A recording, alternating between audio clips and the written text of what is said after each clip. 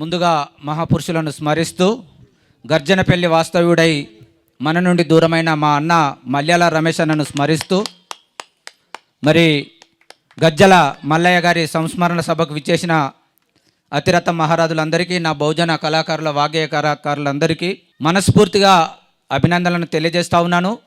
వాస్తవంగా ఈ గడ్డ గర్జనపల్లి గడ్డ అనేకమైనటువంటి పాటలు విన్నటువంటి సందర్భం, రకరకాల పాటలు విని రకరకాల చైతన్యాన్ని రగిలించిన గడ్డ ఇది. ఈ గడ్డకు వచ్చేసినటువంటి తెలంగాణ రాష్ట్ర వ్యాప్తంగా వచ్చేసినటువంటి కళాకారులందరికీ అభినందనలు. ఎందుకంటే మీ గొంతులో వాస్తవంగా ఈ మైక్ కూడా పనిచేయదు. మీ గొంతు ఒక తేనెటీగ సంపాదించిన అది తీయని తేనె ఎంత మధురం ఉంటుందో నా సోదరులు పాడుతున్నటువంటి గొంతు ఆ పాట అంత మధురంగా ఉంటుంది. కాబట్టి కళ అనేటువంటిది చాలా అద్భుతమైనటువంటి విషయం. మరి దాన్ని పుణికిపుచ్చుకొని మీరు అందరు కూడా గొంతు విప్పి మీ కంఠ నరాలు తెగేలా గొంతు విప్పి పాడుతూ ఉంటే అది శరీరం పొన్న ఉన్న రోమాలు నిలబడుస్తూ ఉన్నాయి. వాస్తవంగా మరి మల్లయ్య గారు మన అందరి ముందట వారి యొక్క జన్మ ధన్యమైందని నేను భావిస్తూ ఉన్నాను.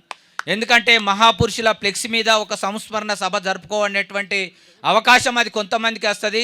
ఎక్కడో బుడ్డి ఫోటో పెట్టి కొంతమంది సంస్మరణ సభ కూడా లేదు, ఫోటో పెడితే ఏదో బాపనైననో ఇంకెవరినో చేసి తీసుకొచ్చి చిన్నగా తిథి కార్యక్రమం చేస్తున్నటువంటి సందర్భాన్ని మనం చూస్తూ ఉంటాం. కానీ ఇంతమంది తెలంగాణ వ్యాప్తంగా నలుమూలల నుంచి మరి రక్తం పంచుకొని పుట్టకున్నా రణానికి తోడైనటువంటి సమాజం అంతా ఇక్కడికి వచ్చినందుకు వారందరికీ పేరు పేరున ధన్యవాదాలు, కృతజ్ఞతలు తెలియజేస్తూ, తల్లిదండ్రి గురించి ఎవరెన్ని చెప్పినా తక్కువనే.